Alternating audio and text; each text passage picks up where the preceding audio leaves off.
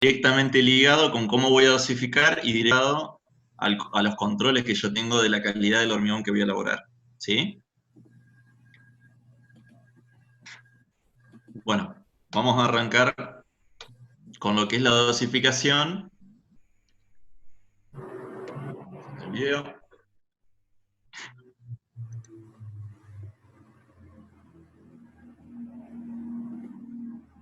¿Qué es el diseño de un hormigón? Bueno, el diseño, en definitiva, lo que hacemos, determinamos propiedades requeridas o especificadas de un hormigón, ¿sí?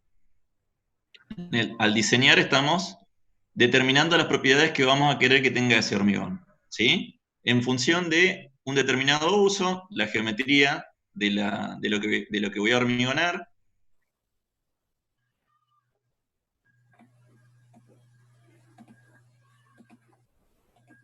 Eso se refiere sobre todo a lo que tiene que ver con una cuantía muy grande, muy elevada, quiere decir que tengo mucha cantidad de hierro, con una separación por ahí no demasiado generosa entre una barra y otra. Mi tamaño máximo obviamente va a tener que ser menor que la separación entre los hierros para que no se produzca segregación, ¿sí? Profe, Otra importancia, eh, profe,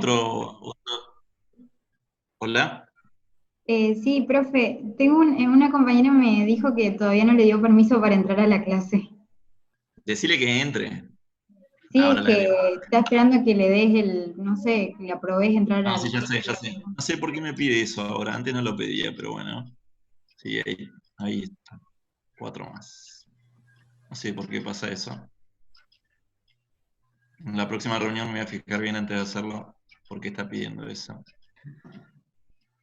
¿Estamos todos?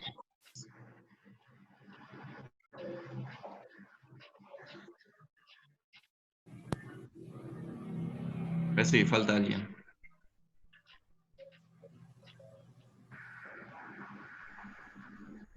¿Están grabando?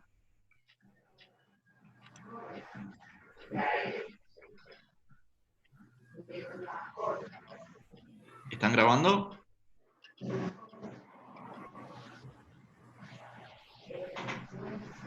Bien, Agustín. Listo, bueno, seguimos. Les decía, con respecto a la geometría de las secciones, por ejemplo, en el caso de los tabiques, que son estructuras que se caracterizan por tener una de las dimensiones del espesor bastante fino y ser un panelo bastante ancho y largo y alto, perdón. En ese caso, bueno, el tamaño máximo también va a ser importante. Si yo tengo un elemento hormigonar que es muy fino, obviamente el tamaño máximo no puede ser de, de una magnitud tal de que con una sola piedra o dos piedras cubra todo ese espesor. Se dan una idea de eso. Entonces, el diseño de una mezcla determina las propiedades requeridas o especificadas. Las proporciones de una mezcla es el proceso para determinar justamente las cantidades. Al dosificar, al diseñar una mezcla, yo hago un diseño que me determine ciertas propiedades, ¿sí? Algunas son especificadas y otras son requeridas, ¿sí? El proporcionamiento de esa mezcla es el proceso para determinar justamente las cantidades que yo voy a saber, a tener que utilizar de cada uno de los componentes del hormigón que ya vimos. Que cumpla con estas propiedades previamente especificadas o requeridas, ¿sí? En definitiva, el diseño va a consistir en determinar las cantidades de los materiales componentes de la mezcla para satisfacer las condiciones especificadas tanto del estado fresco como endurecido. Y ahí ya empezamos a hablar de los dos estados, porque ya lo habíamos visto en la primera clase. A nosotros nos interesa el estado fresco, por ejemplo, la trabajabilidad, y el estado endurecido, por ejemplo, la resistencia. Bueno, acá van a aparecer algunos otros conceptos, ¿sí? Eso último es lo que se define como calidad, la calidad de satisfacer las condiciones especificadas, ¿sí? Luego vamos a ver cómo se compone un hormigón. Nosotros ya vimos con cada una de las características de sus elementos constitutivos. En general varía entre un 10 y casi un 18% del material cementicio, ¿sí? El agua es otro 10%, entre un 10 y un 15%. Hasta puede llegar a estar dentro hasta un 20%, ¿sí? Los agregados finos prácticamente son un 25%, hasta prácticamente un 30%. Y fíjense que dentro de los agregados prácticamente pueden variar entre un 65%, más del 70%, 75%, hasta un 55%. La suma de agregado fino y agregado grueso, ¿sí? ¿Se entiende este gráfico? Díganme que sí. ¿Lo van entendiendo? Sí, profe. Bueno. Otra cuestión interesante es determinar la pasta es lo que está conformado por el agua o hielo. Hielo, en el caso, obviamente, es agua a baja temperatura. En el caso que yo tenga que hacer un hormigón a elevada temperatura o con clima caluroso. Y el material cementicio. Profe, Acordémonos que como material cementicio. Sí, disculpe, yo no entendí muy bien el gráfico recién. ¿Podría explicarlo de vuelta rapidito? Sí, por encima. sí. Lo que tienen que ver acá es dos, porque en realidad no está especificado. Nosotros no tenemos una especificación de que el 10% es de cemento, el 30% es de agua, los agregados finos son el otro 30% y lo que resta para llegar al 100% son los agregados gruesos. O sea, acá lo que se hace es una variación de mínimos y de máximos, ¿sí? Estos gráficos significan, se tienen que entender así, se tienen que comprender. Como que yo tengo un entorno de variabilidad del 0 al 100% y cada una de las fases tiene un valor o un rango de variabilidad entre un mínimo y un máximo. ¿Se entiende? Sí, Entonces, profe, se dice que ahora de sí. material cementicio tengo entre un 10% hasta un 18% del 100% del hormigón. Por ejemplo, para un metro cúbico. ¿Se entiende? Sí, profe, ahora sí, gracias. Bueno, perfecto. Este tipo de gráficos, que son bastante usuales en ingeniería, se tienen que comprender de esa forma. Yo tengo dos ejes, los ejes verticales usualmente, con variación entre 0 y 100, y lo que demuestra es los rangos de variabilidad mínimos y máximos de cada una de las fases, en este caso de elementos componentes del hormigón. Luego, lo que se ve acá es la variabilidad que puede llegar a tener la pasta del hormigón, lo que se denomina como pasta. Pasta es el material cementicio, que lo que le decía recién era, usualmente es el cemento más las adiciones, ¿sí? Por eso se denomina material cementicio. A veces lo pueden ver como MC, con las siglas. Y el agua y el aire se considera la pasta, ¿sí? El mortero no es más que agregarle el agregado fino o la arena. Y para tener el hormigón, lo que hacemos es justamente sumarle al mortero el agregado grueso. Entonces el hormigón comprende las 5 fases, ¿sí? Bien. Ahora lo que tenemos que ver es qué factores son los que se consideran en general al momento de hacer una dosificación. Para diseñar las mezclas, dentro del estado fresco, principalmente la trabajabilidad. Dentro del estado endurecido, la resistencia mecánica, como bien lo dijimos, la durabilidad y otras especificaciones que puedan surgir. ¿Sí? Por ejemplo, la permeabilidad puede llegar a ser otro factor. Respecto a la economía, el costo del hormigón que yo estoy diseñando. Y por último, la funcionalidad. ¿Cuáles son, dentro de cada uno de esos factores, cuáles son las bases de los diferentes métodos de dosificación? Como recién dijimos, la trabajabilidad es una propiedad tecnológica. La trabajabilidad indica que puede hacer, si una mezcla Está bien diseñada, debe ser capaz de ser mezclada, transportada, colocada, compactada con el equipamiento que tengo disponible en la obra, ¿sí? La aptitud de la mezcla para que tenga una correcta terminación también es un factor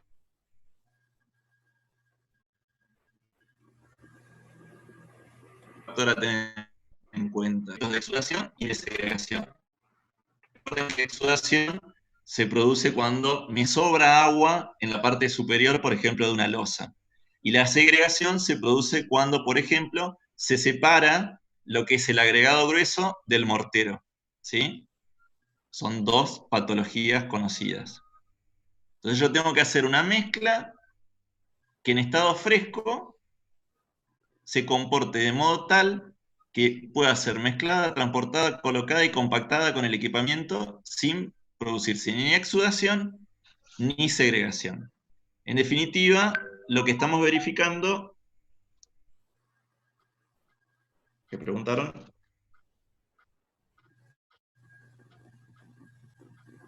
No vi que habían dicho, perdón. En definitiva, lo que tenemos que verificar es la consistencia del hormigón, ¿sí? La consistencia... ¿Recuerdan con qué ensayo lo hacemos?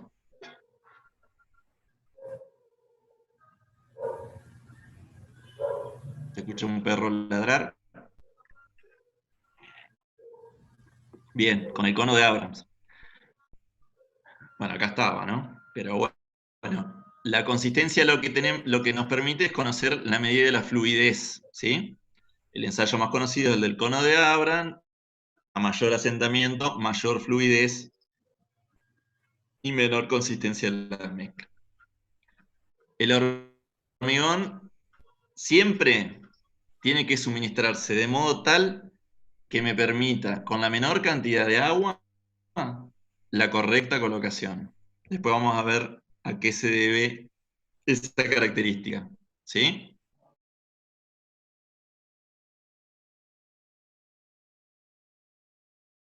Respecto a la durabilidad, no existe una norma para poder medirla, ¿sí? Yo lo que tengo que ver es las condiciones de exposición de la estructura y ver que esas condiciones de exposición no me afecten a mi hormigón a lo largo de la vida útil de la estructura, ¿sí? Entonces yo lo que tengo que ver es la naturaleza, la intensidad y mecanismos involucrados en esas condiciones de exposición, su grado de agresividad, para ver si eso me puede llegar a afectar la vida útil del hormigón que yo estoy diseñando. ¿Bien? Respecto a la resistencia, que es otro de los factores que yo tengo que considerar, yo arranco con una resistencia especificada, ¿sí? Ese es un parámetro de diseño y control de la calidad del hormigón. Y está definida siempre por el proyectista de la estructura, o sea, el ingeniero estructuralista, ¿sí? El CIRSOC me establece valores mínimos de resistencia especificada, por ejemplo, 15 megapascales para hormigones simples que no son armados, por ejemplo, un macizo. Si están armados y son hormigones simples, 20 megapascales. Y para hormigones simples, armados y pretensados, entre 25 y 60 megapascales. Entre 40 y 45 megapascales si son zonas sísmicas. Estamos hablando siempre de la resistencia especificada. Perdón. Ahora bien, aparece otro concepto que es la resistencia de diseño, ¿sí? La resistencia de diseño es la resistencia media de rotura de compresión para la cual se dosifica la mezcla, ¿sí? Entonces, por ahora tenemos dos resistencias. La resistencia especificada, que es la que me da el ingeniero estructuralista, y la resistencia de diseño, que es la resistencia media de rotura a compresión, para la cual yo voy a dosificar la mezcla. ¿Vamos? En general, las especificaciones de hormigón, esto entiendo que lo vieron el año pasado en tecnología de los materiales, se determina una edad de 28 días como edad de control de la resistencia. Pero a veces, ¿qué otras edades recuerdan que se consideran para evaluar la resistencia del hormigón? A los 7 Más días. temprana, ¿no? 7, 14, en algunos casos se puede tomar la resistencia de 3 días, ¿sí? Cuando yo tengo dudas y quiero analizar a edad temprana algún hormigón, no necesito esperar a 28 días. En general, como base de los métodos de dosificación, son 28 días, ¿sí? Recuerde que estamos hablando de los bases de los métodos. También la especificación puede imponer limitación a la relación agua-cemento. Esa relación agua-cemento, grábensela en la cabeza porque de acá hasta que se jubilen y no trabajen más, por lo menos con el hormigón, es muy importante. La relación agua-cemento no es más que la división entre la cantidad de agua y la cantidad de cemento o material cementante, ¿sí? ¿Qué les ocurre ahora rápidamente? Cuanto mayor sea esa relación, mayor valor, ¿cómo será el hormigón? ¿Qué características va a tener? Díganme en 3 características.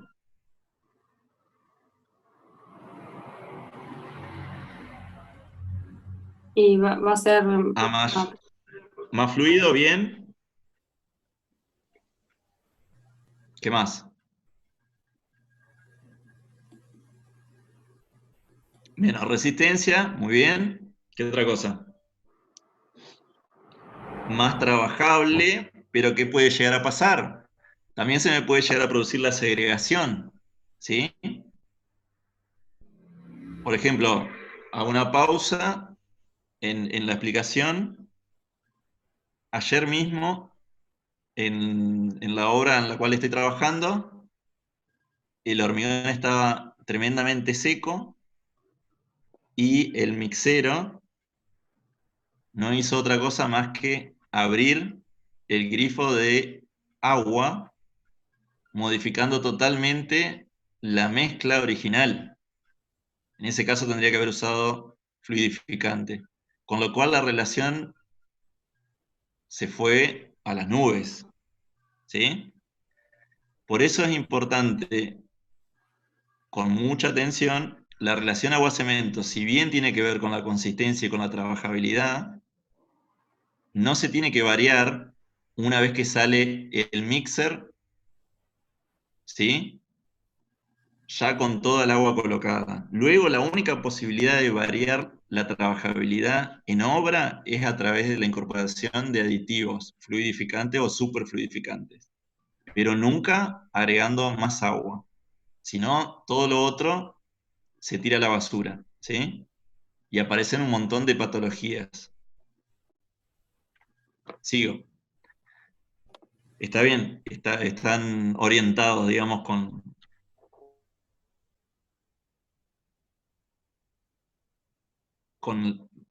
PDI. Igual dependen de esa relación agua-cemento. A ver, voy a leer lo que escribieron. Trabajables, siempre tenemos que tener un fluidificante en obra. Exactamente. El mixer, en obra, conviene al contratista siempre tener un bidón de fluidificante, un bidón de 20 litros. Acuérdense que la proporción que se coloca de fluidificante es muy pequeña, así que con 20 litros tienen para seguro salvar un mixer. En este caso el mixero, en el caso que les comentaba ayer, el mixero no tenía un bidón con fluidificante. Grave error. Bueno, y al contenido mínimo de cemento. No sé si vieron alguna especificación con respecto al hormigón de algún pliego. Si han visto, pueden enviar una foto y lo vemos en el grupo de WhatsApp.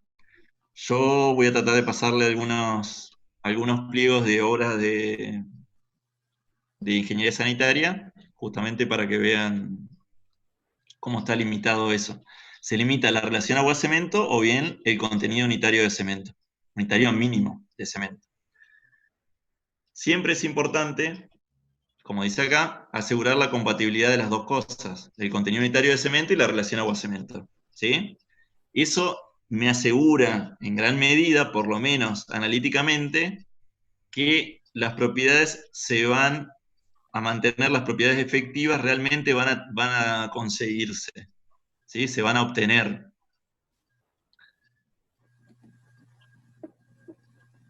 La resistencia de diseño, como ya lo detallé antes, es la resistencia en obra media de rotura-compresión para la cual se dosifica la mezcla, ¿sí?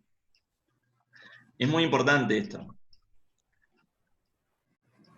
Y solamente se utiliza la resistencia de diseño en el momento de justamente nosotros ahora que vamos a hacer la dosificación.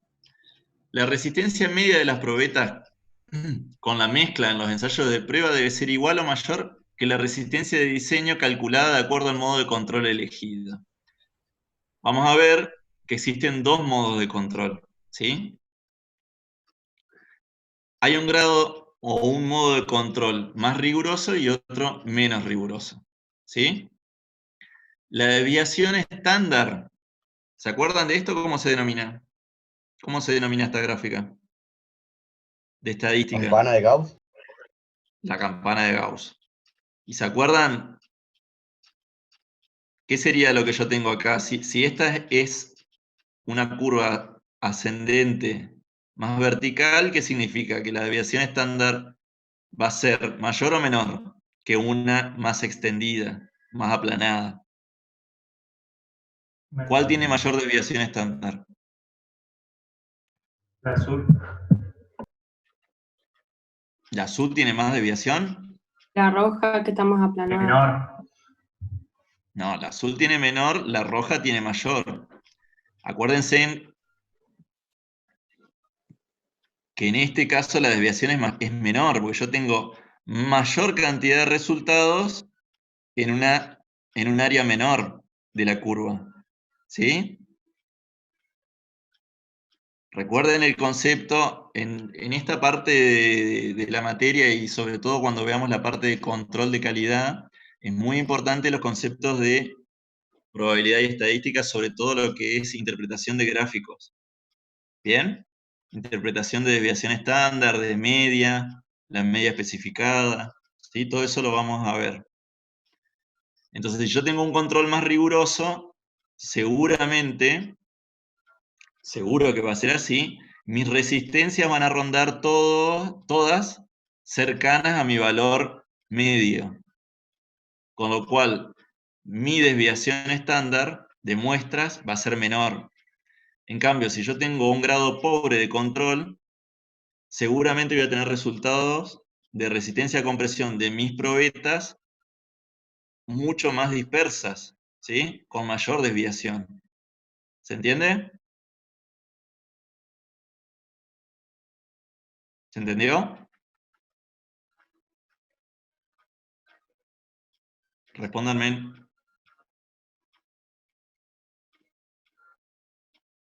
¿Me entendieron? Sí, profe. ¿Y por qué no responden más rápido?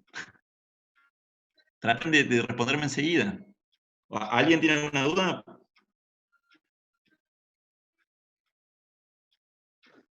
No, profe. Bueno. No quiero que se enoje. No, no me enojo, pero necesito que lo hagamos fluido. Participen. Otra de las bases, como vimos antes, era el costo, la parte de la economía, ¿sí? Obviamente que a mayor escala de obra, si yo logro ajustar mi mezcla, ¿sí? Si yo logro una mezcla que con la menor cantidad de cemento pueda obtener las resistencias especificadas y cumplir no solo con la resistencia, sino con las condiciones de disposición y la durabilidad que está pensada del hormigón, cuanto menor cantidad de cemento ocupe y menor cantidad de aditivos, va a ser más económico y obviamente voy a bajar los costos, ¿sí? No solo tiene que ver el costo del material. Bueno, esperen un poquito porque estoy con pantalla completa. Un segundo.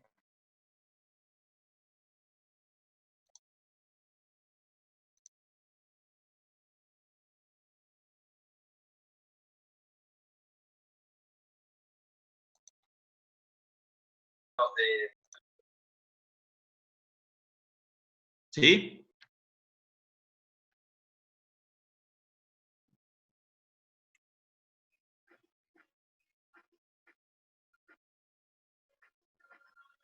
¿Estamos?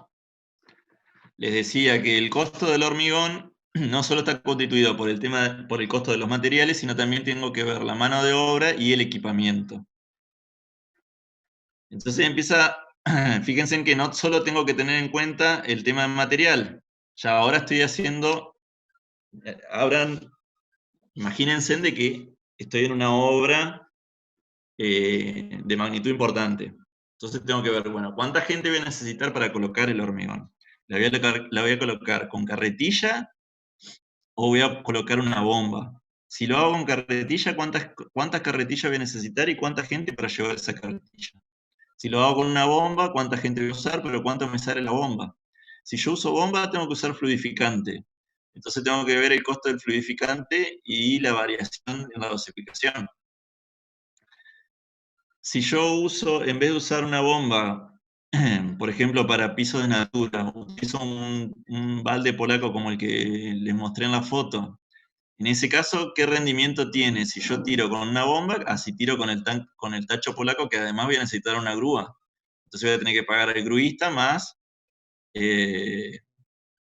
los materiales y la gente, con todo el riesgo que trae aparejado, hacerlo con el tacho o balde polaco. ¿Se entiende? Son muchas las cosas que yo tengo que tener en cuenta cuando estoy en obra. Obviamente todo el tema de costo de mano de obra, costo de equipamiento, lo vamos a ver muy por arriba, ustedes lo van a ver un poco más en organización y conducción de obra, y lo van a ver un poco más en tecnología de la construcción, también van a ver ahí la cantidad de gente que se utiliza para hacer cada uno de los trabajos, ¿sí? Siempre el tema de la mano de obra y el costo de equipamiento son independientes de la calidad del hormigón producido, pero no es tan independiente, digamos. Hay que tenerlos en cuenta, ¿sí? En algunos hormigones debemos tenerlo en cuenta. En nuestro caso, en esta materia, lo que más vamos a hacer hincapié es en la economía de los materiales componentes. Y en eso, el cemento, como les dije previamente, es lo más importante. Y ahí sale el concepto de sustentabilidad, que alguien lo mencionó hoy. No está mal, pero no es lo que, digamos, no es lo más, el factor más importante acá. Sin embargo, fíjense que dentro del cemento, como desde el punto de vista económico, es importante entre los costos, pero también aparece la sustentabilidad. O sea que es uno de los factores que también tiene que ver con los métodos de dosificación. ¿Vamos? Ahora vamos a ver el diseño del hormigón. Este gráfico tienen que entenderlo así. Tengo que tener en cuenta la resistencia, la durabilidad, según las condiciones de exposición, la agresividad química que puedo llegar a tener, según el clima o las condiciones de exposición también, la congelación y deshielo que yo puedo llegar a tener, la posibilidad de ataque de sulfato, ataque de cloruros, el control de la fisuración, ¿sí? Por ejemplo, en estructuras que tienen que ser mayormente impermeables, la reacción álcali-agregado, conociendo las características de los agregados y el tipo de cemento que voy a utilizar. Fíjense en la cantidad de cosas que tengo que tener en cuenta al momento de hacer un diseño de hormigón. Es muy importante hacer todos esos análisis y tener en cuenta todo eso, el tiempo que lleva. Por eso, ni bien se sabe, digamos, que tenemos que hacer un hormigón, necesitamos recabar toda la información preliminar previa a hacer la dosificación y tener en cuenta todos esos tiempos. Ahora vamos a ver los parámetros que me definen un hormigón, ¿sí? Que me van a definir el costo del hormigón. En definitiva, que en cierto modo por ahí es lo que más nos interesa, además de la resistencia y la durabilidad, pero siempre al empresario Y el Estado también lo que más le importa son los costos, minimizar los costos.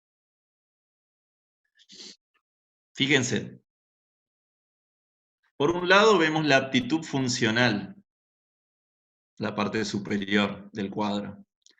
Funcionalidad básicamente es durabilidad y resistencia. Son los dos conceptos, ¿sí? Las dos propiedades que tienen que ver con qué tipo de hormigón, en qué estado.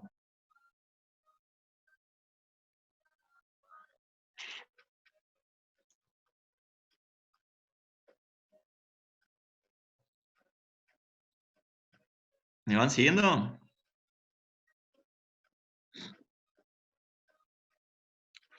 Endurecido, perfecto, muy bien. Pueden hablar, ¿eh?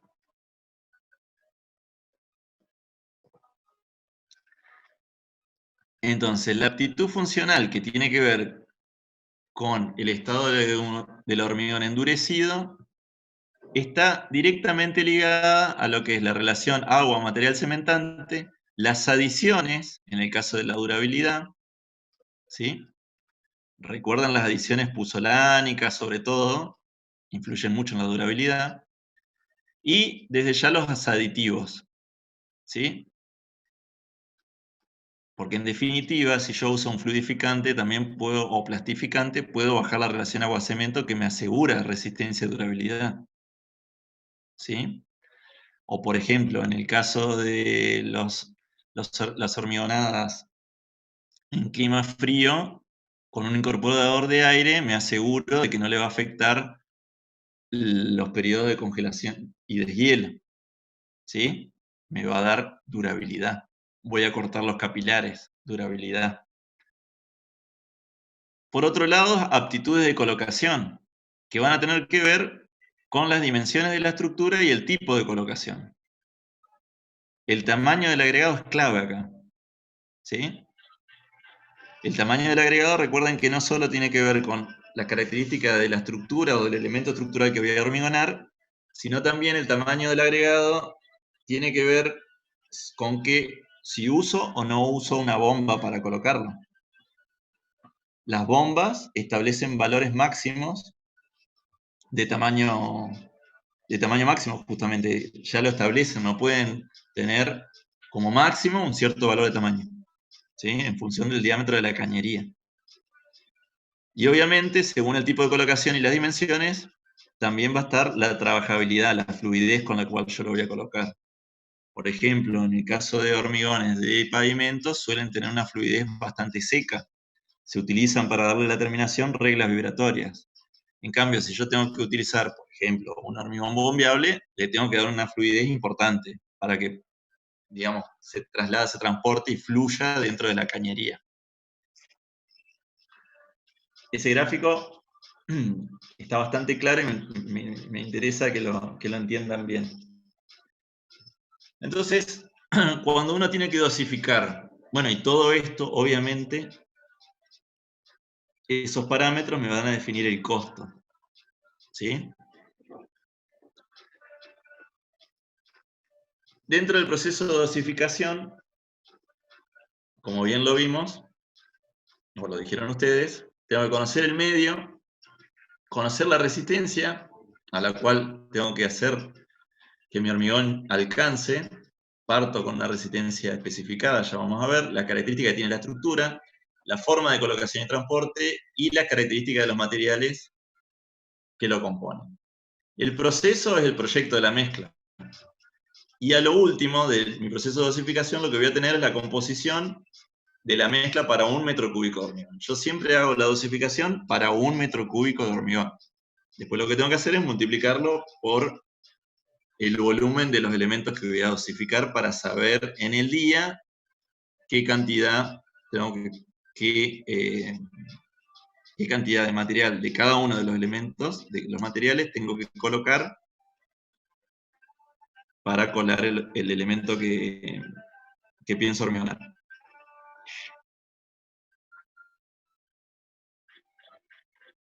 ¿Cómo se clasifican los métodos de diseño? Yo tengo métodos empíricos y métodos racionales.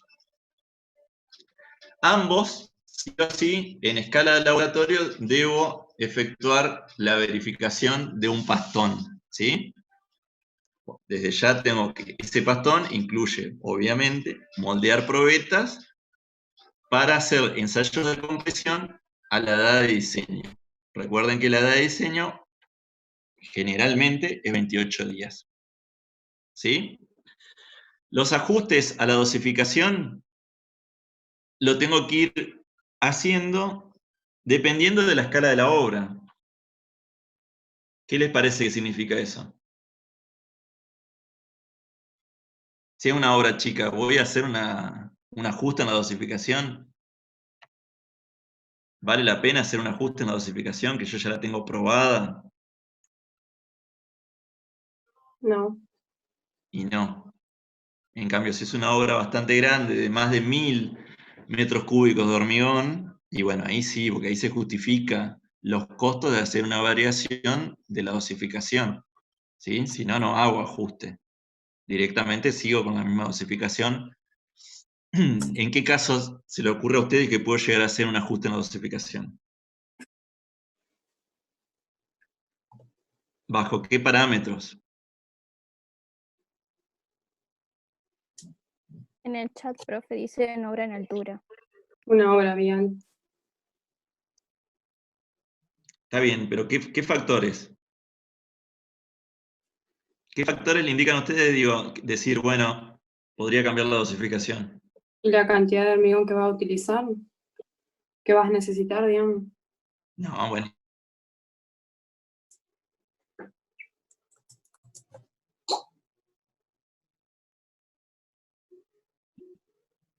En el No. chat